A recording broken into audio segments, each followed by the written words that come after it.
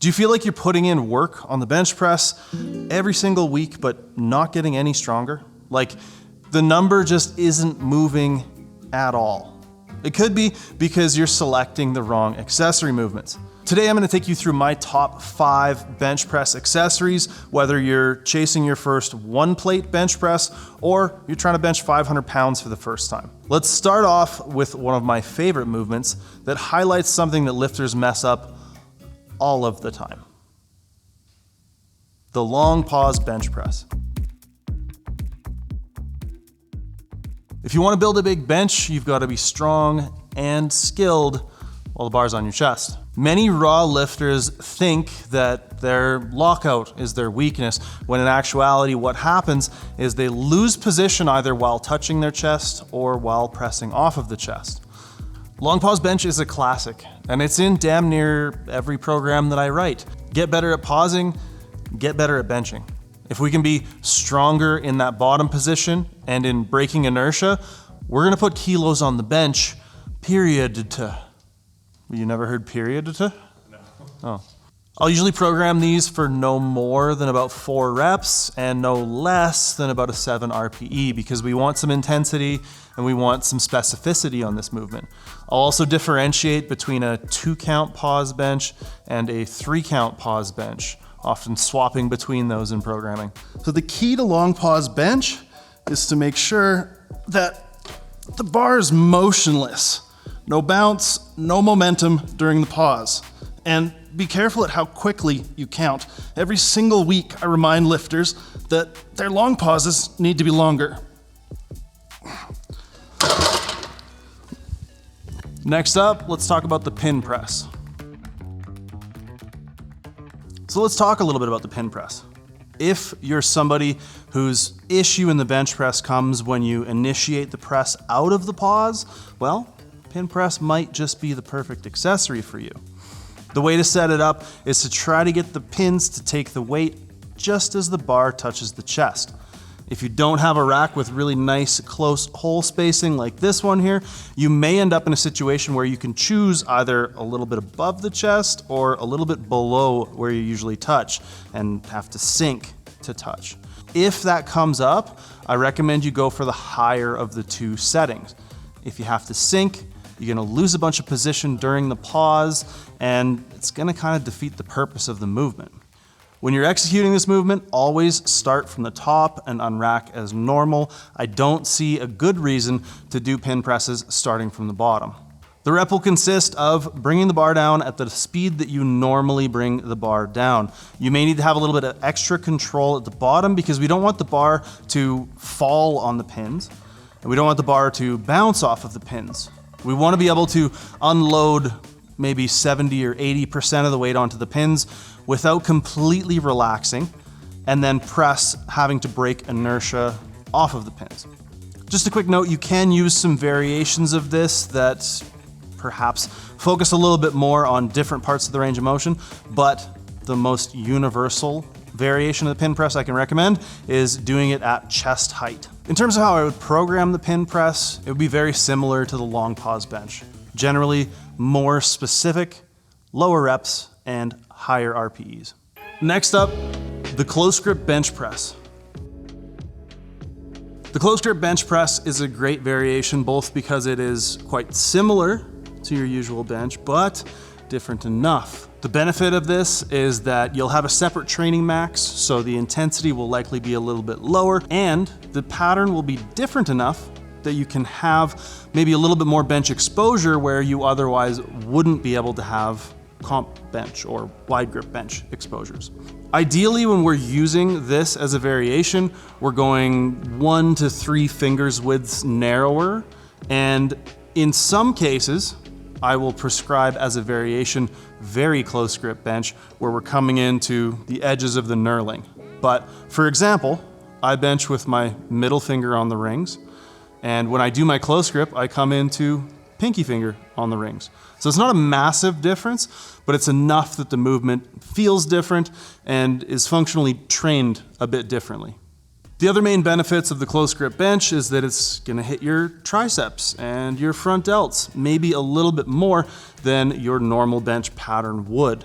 So if we are actually a little weak at the top end or just a little weak in the triceps, adding in some close grip bench is a good way to kind of even out that strength curve so that we can get the bench progressing again.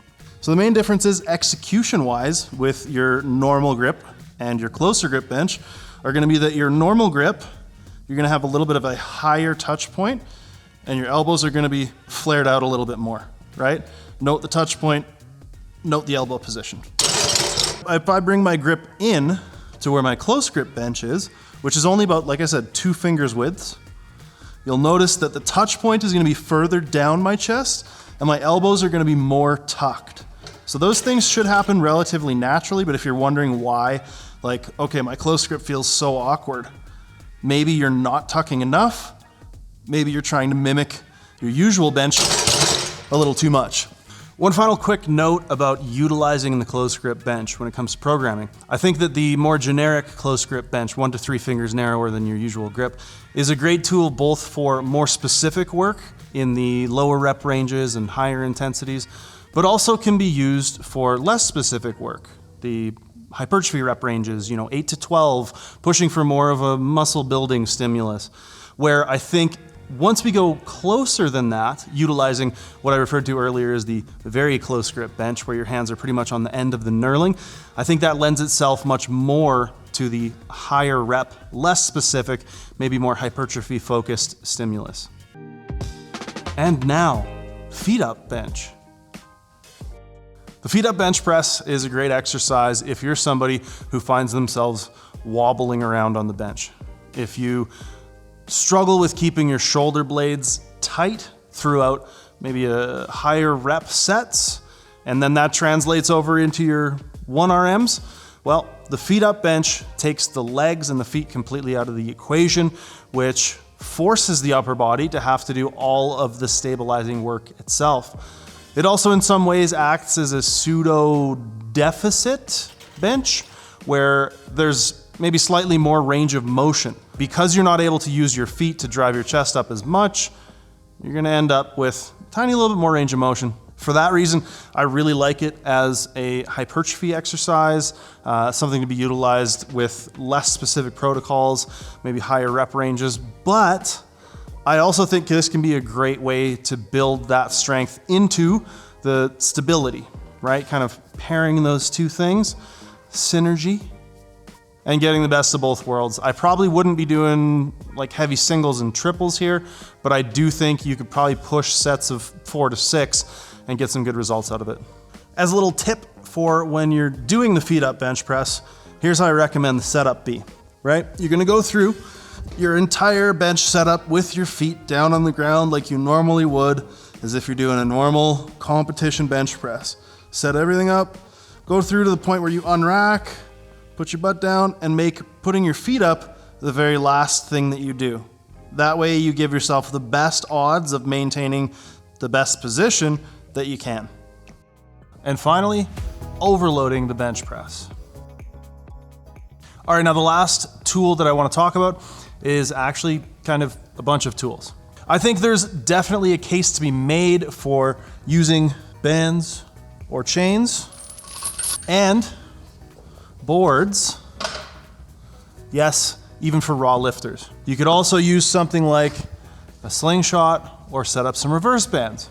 Now, one of the things that I like to use the board press for is in the case of lifters who tend to get maybe some irritation or discomfort or pain from more frequent bench pressing. If that pain or those pain symptoms come in the bottom range of motion, we can cut the bottom range of motion using, I would say, a 1 or a 2 board, no more of the range of motion trimmed for a raw lifter. Bands and chains will do a similar thing, right? Just allowing the weight to be lighter at the bottom while still utilizing the full range of motion.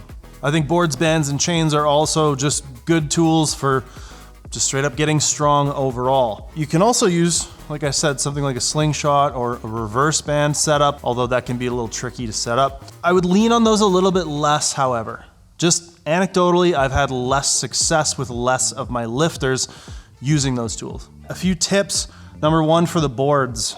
Like I said, for a raw lifter, no more than a 2 board I would say 2 or a 1 board is very useful. And if you have somebody like James here, the top of it is just above the middle of my sternum. And when you're pressing off boards, all you're gonna do is try to be nice and light to the boards, right? We wanna be in control of the touch. You can have a little bit of a sink if your bench naturally has a little bit of a sink, but we wanna watch out for people who kind of use the boards to their advantage, right? Where you come down and sink in and then kind of use your sternum and the boards to really rocket it back up. I think that's taking away a lot of the benefit of the board work. Now, if you don't have a lovely person like James here, you can get something like this. These are bench blocks with a Z. You can get them, I don't know, somewhere probably. But the benefit to these is they actually fit onto the bar, right? They have these divots here for different heights. This is your 2 board, that's a 3 board, that's a 4 board, and that's a 5 board. Unfortunately, it's a separate one for a half and a 1 board, and then a separate one for the 2 and up. But anyways, all you do with that is slap it onto the bench like so. And then there you go. Same thing if you're training alone. You can use that and get the same thing. 2 board, boom. Now let's talk a little bit about bands and chains. All right, so we're gonna talk about using bands. I'm gonna assume most people don't have a chain setup. We'll skip that. With bands, there's 2 ways I like to set them up. Number 1, get a dumbbell, set it down next to the bar, loop it around like so. Come up. And usually I'll actually put this, should have grabbed a heavier dumbbell. I fucked it up, cut. We're gonna talk a little bit about a band setup. Grab some dumbbells. Pro tip, make sure they're heavy enough to hold the band down. Don't make my mistakes. Loop it around there like that. Pull it up. Pop it on. Bada bing, bada boom. The other way to set it up, go under the bench. This is a really easy one if you are mobile. If you're training at a place that isn't the same gym every time and you want to just bring 1 band with you, loop it under the bench, pull it out, set it up. I would set it up in here, inside of the plates, but I've already got the plates on there and collars, so just do it right. Now, in terms of weight, you don't need a crap ton of weight from the bands or chains, right? You want to use 10 to 20% of your 1 rep max. There's no need for you to be using hundreds of pounds of band or chain tension on the bench. It's just probably not gonna do much for you other than feel weird. So prescription-wise, I would use bands, chains, and boards for pretty much anything. I think they can be really good tools to be used with high rep, less specific stuff, even lower intensity stuff, as well as all the way down to singles. Probably would put more intensity on bands and chains and a little less on the boards, but individuality rules here, so take what I'm saying here with a grain of salt. In terms of slingshot or reverse band, if you want to go through the headache of setting that up, probably stick to higher intensity work. And yeah, I don't know, reverse band is just, maybe don't bother with that one. Get a slingshot if you really want to overload with that kind of, yeah, that's the thing, is it is fun. It's like a bench shirt without all the sucking. But like, is it gonna help your bench? I don't know, like maybe. Probably not a tool that I would like turn to. All right, so in terms of prescriptions, I would say that board bench, I would do probably not super heavy, right? I would stick with maybe like 4s and up. I don't think for a raw lifter driving that intensity, because you're cutting the range of motion, you're gonna lose a lot of the specificity and therefore how much transference you're gonna get from training that into your main lift. But with bands and chains, I think you can get away with going down to singles and training those in pretty much any protocol. All right, I shouldn't need to tell you all this, but I'm going to. Don't run all 5 of these at once. Just like that. Long pause. Yep, speed, explode. Yep, use your legs. Don't just use them haphazardly and shotgun them all into your program thinking that they will, as a conglomeration, fix your bench press. What you should do is think about the intent behind any of these exercises. why you might want to use them, and then how you can apply them intelligently into a program, test them by seeing how that impacts your estimated 1 rep max by the end of the block, and then either repeat that exercise if it worked really well, or swap it out for a different one. Here are some tips as to when you might want to use any of these specific exercises. Okay, so if you are struggling off the chest, if you're finding that you're weak in accelerating off the chest or losing position during the touch or after the touch, you can use the long pause bench and the pin press specifically, maybe to a lesser extent, feet up bench. I think feet up bench is one of those movements that you could probably use for pretty much anything because it's easier to program alongside some of these other movements. If you're finding that maybe your triceps and your delts aren't keeping up, close grip bench can be a wonderful addition in any of the widths that we talked about. If you're somebody who needs more bench stimulus, but you're running into overuse issues with your shoulders and elbows flaring up, things like board press, benching against bands or chains can really help you keep that stimulus there while giving the shoulders and elbows a bit of a break in the more sort of demanding parts of the range of motion. And lastly, if you're having stability issues, if you're shaking all over the place, if you're wobbly or wiggly on the bench press, you can use the feet up bench to help build some more stability in the upper body. One last thing that I'll throw in is if you're finding that your chest is falling throughout the lift, pin press set where your chest is at its highest can be a really good tool because you'll notice if there's any difference between where the bar settles and where your chest was on rep 1, it's going to teach you to pull your chest back up to that position and help as an external cue to keep you reaching up to the bar throughout a set. If you don't want to deal with the stress of trying to trial and error all of these accessories, well, maybe you want to check out the Calgary Barbell app, and I can do that for you. Myself and the other Calgary Barbell coaches have an app-exclusive Discord where we do video form checks every week. We have all kinds of different programs, 51 at last count, including a specific bench plateau breaker program that might be perfect for you if you're watching this video wondering, how the hell do we get my bench going again? Head down to the description box below. You can click the link there to check out the Calgary Barbell app. We'll see you all in the next one. Thank you for tuning in, and take care out there.